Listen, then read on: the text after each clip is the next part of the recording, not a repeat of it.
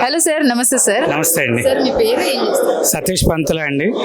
నేను 18 years IT ఇండస్ట్రీలో work చేసి 2 ఇయర్స్ బ్యాక్ ఓన్గా cloud technologies with data engineering మీద institute plus placement centre start చేశాను అమీర్పేట అండ్ అప్పుడు కుకట్పల్లిలో రన్ చేస్తున్నాను ప్రజెంట్. సార్ ఇప్పుడు నిజంగా చెప్తున్నాను, మీ బయట తీసుకోవడం కన్నా మీ బాబు బయట తీసుకోవడం నచ్చింది. ఎందుకంటే ఇంత చిన్న వయసులోనే ఎందుకు వచ్చావు నాన్న అని అడిగితే ఎంటర్ప్రెన్యూర్స్ ఇక్కడ మీటింగ్ జరుగుతుంది కదా, అవి చూద్దాము నేర్చుకుందామని వచ్చాను అన్నాడు. సో మీకేమైనా ఐడియా ఉందా, లేకపోతే ఊరికనే తీసుకొచ్చారా? బాబుకి నిజంగా చెప్తాను, వాడు టీవీలో ఏ చూసినా అతను థాట్స్ అన్ని కూడా నెక్స్ట్ లెవెల్లో ఉంటాయి. అది అబ్జర్వ్ చేశా. మా ఇంకా పెద్దవాడు ఉన్నాడు 14 ఇయర్స్, వాడికన్నా వీడు బాగా థింక్ చేస్తూ ఉంటాడు. సో అవన్నీ చూసి ఎస్పెషల్ నేను ఊర్లో ఉంటే ఊర్లో నుంచి ఈ రోజు మార్నింగ్ ఇక్కడ తీసుకొచ్చి దీని మీటింగ్ కోసం తీసుకొచ్చాను వాడిని. నిజంగానే చాలా బాగా చెప్పారు. స్టిన్స్ మార్నింగ్. సో మీరు ఐకాన్ కి ఈ 2 days సెషన్స్ కి అటెండ్ అయి ఉంటారు.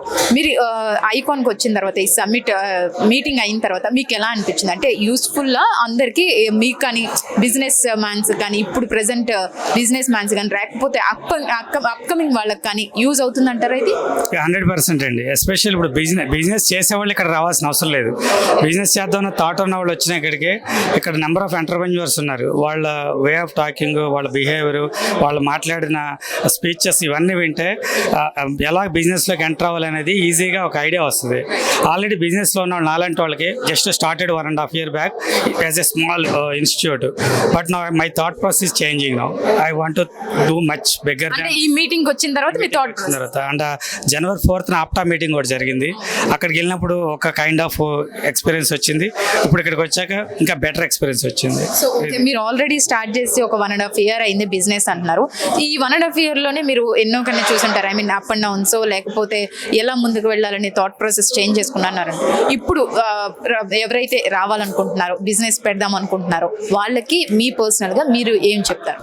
పర్సనల్గా అంటే ఫస్ట్ ఫ్యామిలీ సపోర్ట్ ఉండాలి.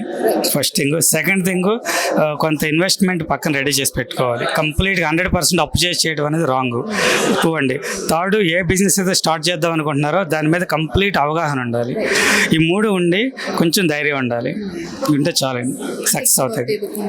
ఉపయోగకుండా ఏ బిజినెస్ వెంటనే సక్సెస్ అవ్వలేము.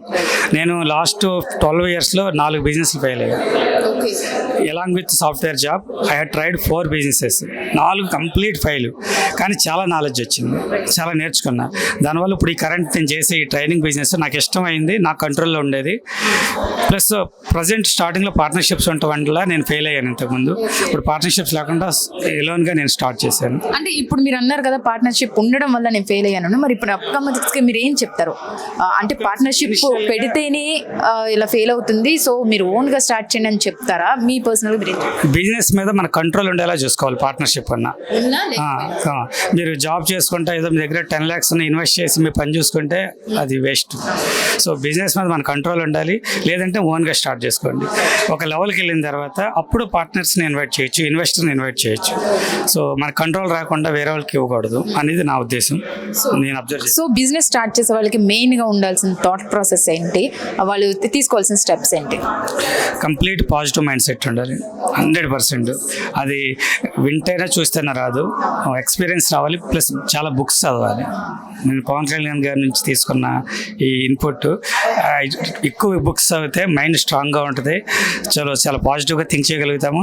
సో ఏదైనా ఆపోజిట్ వచ్చిన ఏదైనా ఎదురు దెబ్బలు తగిలినా తట్టుకుని నిలబడగలగాలంటే మైండ్ స్ట్రాంగ్ ఉండాలి. అది ఇంపార్టెంట్. మైండ్. మీరు ఇప్పుడు 4 business పెట్టాను, నేను 4 నేను ఫెయిల్ అయ్యాను అన్నారు. అంటే 4 కూడా కంప్లీట్లీ డిఫరెంట్ అండి? 4 అది చేసే సాఫ్ట్వేర్ ఇంజనీర్, ఒక రియల్ ఎస్టేట్ స్టార్ట్ చేసాము, ఈ-కామర్స్ బిజినెస్ స్టార్ట్ చేసాము, ఐరన్ బిజినెస్ స్టార్ట్ చేశాను. సో అండ్ ఎడ్యుకేషనల్ ఇన్స్టిట్యూట్ ఒకటి స్టార్ట్ చేశాను. అది. సో 4 కంప్లీట్ ఫెయిల్ అయినాయి. ఒకటి మాత్రం సిమిలర్ ఏంటంటే దీనికి ఎడ్యుకేషనల్ బిజినెస్ అనేది సిమిలర్, మిగతా 3 కంప్లీట్ డిఫరెంట్. సో ఈ 2 days సెషన్స్ మరి మీకు ఎలా అనిపించినాయి? ఇప్పుడు నిన్న ప్యానలిస్టులది ఈ రోజు కూడా అసలు వాళ్ళు ఎలా బ్యాక్గ్రౌండ్ ఏంటి, వాళ్ళు ఎలా వచ్చారు, ఏ స్ట్రగుల్స్ ఫేస్ చేశారు, ఇప్పుడు ఎలా వాళ్ళు ఉన్నారు అని మొత్తం ఎండ్ టు ఎండ్ ఎక్స్పీరియన్స్ చేస్తే, అది అబ్జర్వ్ చేస్తే మనకి మన పాస్ట్ మన ఫ్యూచర్లో ఎలా ఉండాలి అనేది మనకు క్లారిటీ వస్తుంది. Thank you sir, thank you so much. Cloud technologies అండి. ఇది. ఓకే, సో ఇది కుకట్పల్లి JNTU వెనకాల ఉంది. సో ఇక్కడ క్లౌడ్ డేటా ఇంజనీరింగ్కి ట్రైనింగ్ ఇచ్చి ప్లేస్మెంట్ ఇస్తాను. నా ట్రైనింగ్ అంటే జనరల్గా గంటన్నర ట్రైనింగ్ కాదండి. మార్నింగ్ 9:30కి వస్తే స్టూడెంట్ ఈవినింగ్ 5 వరకు అక్కడే ఉండాలి. 3 months ట్రైనింగ్. 3 months తర్వాత ఆ పర్సన్ తన జాబ్ తనే కొట్టుకునేలాగా మనం ప్రాక్టీస్ చేపిస్తాను.